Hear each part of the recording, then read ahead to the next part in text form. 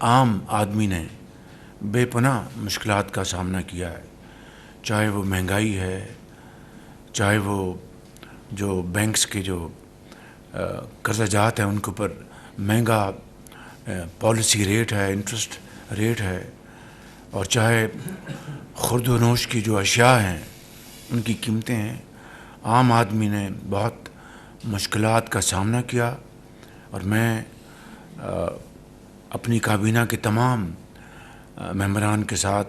پاکستان کے عوام کا شکریہ ادا کرنا چاہتا ہوں کہ جنہوں نے بے پناہ صبر اور تحمل کے ساتھ یہ مشکلات کاٹیں۔ یہ نہیں کہ ہر چیز ختم ہو گئی ہے اور دودھ اور شہد کی نہریں بہہ رہی ہیں، نہیں، آہستہ آہستہ جو بہتری آ رہی ہے، اس حوالے سے جو عوام نے ایک عزم و ہمت سے کام لیا اور قربانی دی، ہم سب ان کے بے پناہ شکر گزار ہیں، ان کا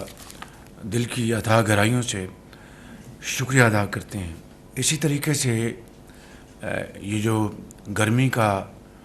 موسم گزرا ہے، عوام کو کچھ ریلیف دینے کے لیے وفاق نے 50 ارب روپے کی رقم سے 200 یونٹ بجلی استعمال کرنے والے صارفین کو، گھریلو صارفین کو ایک ریلیف دیا، اور اس سے یقیناً ان کو سہولت ملی ان کو۔ اسی طریقے سے صوبہ پنجاب نے، وزیر اعلیٰ پنجاب مریم نواز شریف صاحبہ نے 2 ماہ کے لیے 50 ارب سے زائد کی رقم خرچ کر کے